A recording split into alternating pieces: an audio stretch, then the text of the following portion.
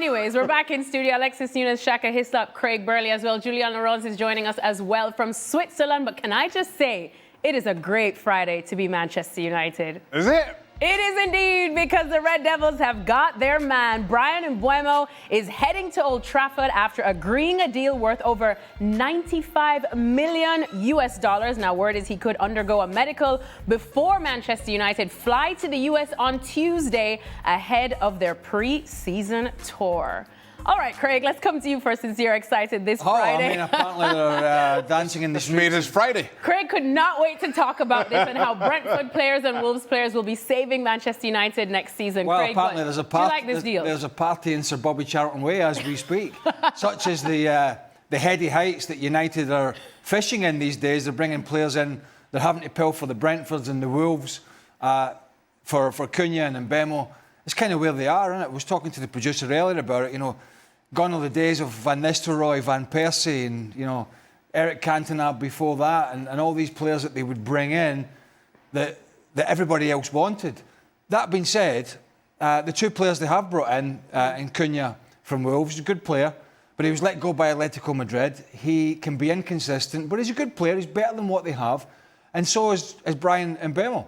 Now, he had a good partnership with Wissa up front at times at Brentford, but it has been crystal clear that they have struggled in the forward line. However, my issue is, and it's not, I suppose it's building blocks. My issue is what are United trying to achieve? Because the players that they're looking to sign are not, maybe they'll say, well, this is part of a process, part of a stepping stone to the next stage. But when you look at the type of players that the other big clubs, the teams that United should be gauging themselves again, I know they've had their struggles. I know last year was a disaster in the league performances. But they're gauging themselves not against, Tottenham, and not against Wolverhampton, and not against some of these other clubs like West Ham. They're gauging themselves against Liverpool, Arsenal, Chelsea, City, probably Aston Villa at the moment, Newcastle. And you have to ask the question, the players that they're going for, are they going to take them even close to that level? And I think the answer for me is it'll improve them, but it's a clear no in terms of getting anywhere near to the bigger boys. To that point, they should be gauging themselves against Liverpool and Manchester City and Arsenal. I personally don't think Manchester United are anymore. And while Manchester as a club may say differently, Manchester United fans may feel differently, we are still talking about a team that finished 14th in the league last season, I think I'm right in saying, and are buying players in that department, while spending a bit more than most clubs who finished 14th in the Premier League would. This is, to Craig's point, Cunha and Mbeumo are improvements on what they have, but are not the players that I think that pushes them in competing or having conversations with the Arsenals and the Liverpools. But it hopefully takes them above the Spurs and the West Hams and everybody else, the Brightons, and maybe they are having those conversations with those bigger clubs in a couple of years. But I still think, regardless, Manchester United are 2 or 3 seasons away from being back and even having considerations around top 4. All right, Jules, let's go to you now as well, because there's been some chit-chat about the price, £71 million. We know that negotiations have been drawn out for weeks now, but how much more did United have to overpay in this? I mean, I don't know if they've overpaid for Bryan Mbeumo, but that was the price that Brentford set from the beginning. I mean, Mbeumo cleared his locker at the training ground a month ago almost. He was never going to go back. I just don't know why it took so long to United to get these deals sorted when they knew this was the price. If they wanted him, they had to pay that. It's 65 million plus 6 in bonuses. And they kept offering 60 and then 62 and then 65, but less bonuses. And I'm like, just give the money. If that's who you want, just pay that money, because Brentford and Matthew Benham, their owner, friends of the show, obviously, who watches our show, they was never going to budge anyway. So they wanted him for pre-season. He would go with them on pre-season. So I guess maybe they didn't see any urgency before that. As long as he was there to go to the US, that was fine.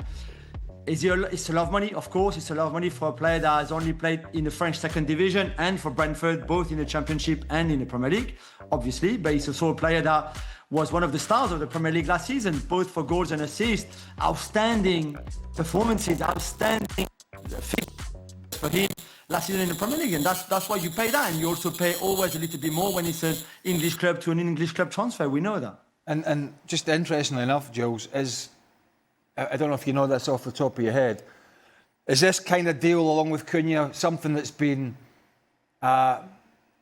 agreed with Ruben Amorim, or is this United going out and recruiting players and telling the manager, this is who you have to work with? No, they've both been validated by the managers and really driving by the manager. Because again, you can look at the other side and think for this amount of money, so we're talking £130 million. That's a lot of money for two players. And Cunha might be great and Mbeumo might be great. One of them might be great. Both of them might be okay, average, maybe a bit disappointing. We don't know. We will find out in the season. But you could also, from a Manchester United point of view, and even a fan's point of view, thinking with all that money, could we not have gone for maybe players a bit younger, maybe players a bit better, maybe different positions? Because we know the main position is a number 9, and we talk about the number 9, and they search for number 9 because this is the priority for them. And we will see with the 11 that we put together for what they have in the squad currently, the big piece missing is that number 9, because that will shape everything else, where Bruno plays, where Mbeumo plays, where Cunha plays, all of that. But it's still a lot of money for two players, but at least those players were very much Amorim's players. Well, Jules, we asked you to give us your 11 to see how Man United could line up with Mbeumo. Walk us through it. Yeah, so this season, and we've done this before with Arsenal when the signs would be Mendy, with Liverpool when they signed Wirtz. But those were straightforward. This one is not straightforward because, as I said, the number 9 is the priority. So right now, we've put Cunha as your number 9. It's fine. He can play there, but we all know that he's better as a second striker, one of the two inside 10 positions. So imagine that United, who've really looked for the lab, Gyökeres, Ekitike, and are going to miss out on Ekitike as well as the other two. They've missed already.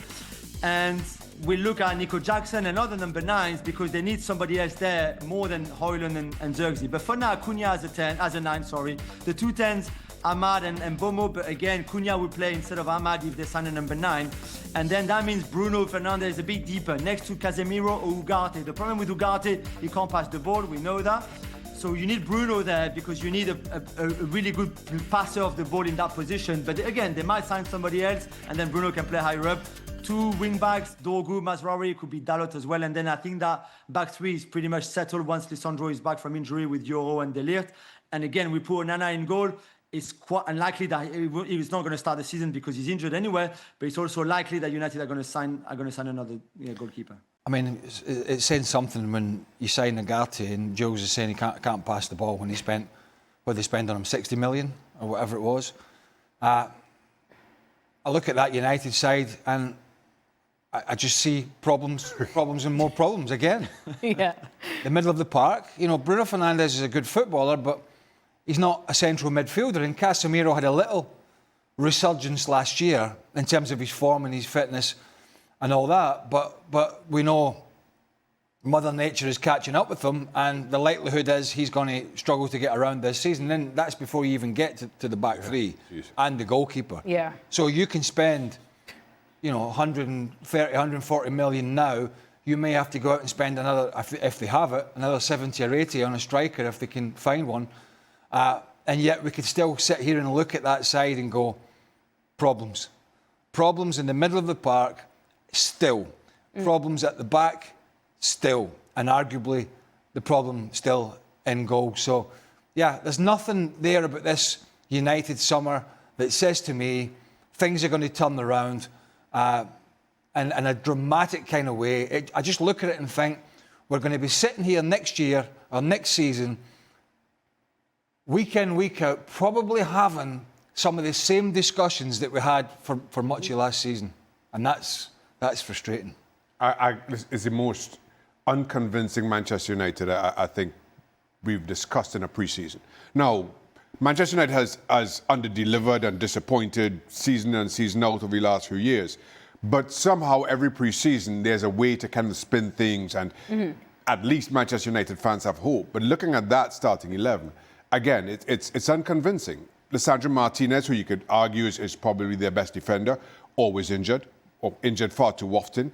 De Ligt far too inconsistent, in my opinion. Leniero is young and still learning his trade. We've discussed Onana, whether he's the starting goalkeeper, as Jules said, come August or not. We'll see who fills that void if not. Casemiro, incredible footballer, but his sell-by date is now gone, and sadly so.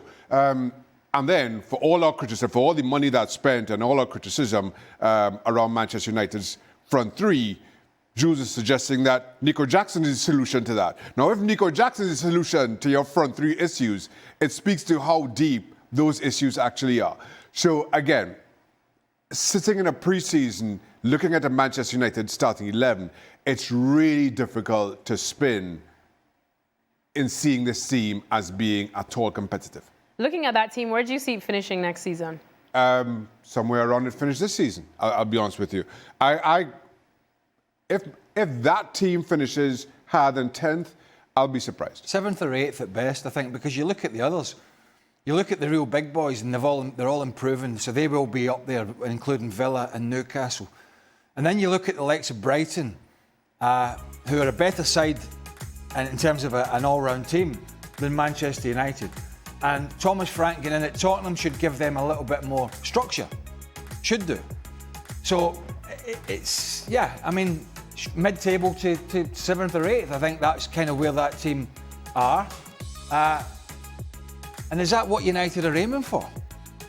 The big question is, you know, is this because it's such a mess behind the scenes? Because Ineos to me are taking a lot of convincing that they actually know what they're doing. Apart from giving the Glazers a barrel load of money to take the heat off them a little bit in terms of the football operations, I really don't see what else. You know, they've put a few people in place. Barada and Brailsford was there, and Jason Wilcox, and Dan Ashworth. That was a shambles. But I think they realised they made a mistake. I think that's my reading of it. But who are they competing with? This was a team that has always competed. When it had rough spells, it came back. And it came back stronger. And it bought the best players. It chased the best players. It paid the best players. And it coaxed them to come to the club. They are not doing that now. They're bringing in, these players are good players. But they've already wasted millions on players that are not good enough. And I know we'll get to the fact that there's people training at 5 p.m, people on huge money. So I just don't see what the end game is here for United, for Ineos, for Ruben Amorim, in terms of what they're trying to achieve. Because, 6 months, 12 months ago, the message was, well, we're trying to sign younger players. Chelsea are doing it. That's the way United want to go, but then there's been mixed messages with some of the other players they're bringing in, so it goes away from the sort of youngster approach. So I really don't know what their end game is or how they're going to go about it, but what I can tell you, they are not going to be a threat to the top 4 or 5, not by a long shot.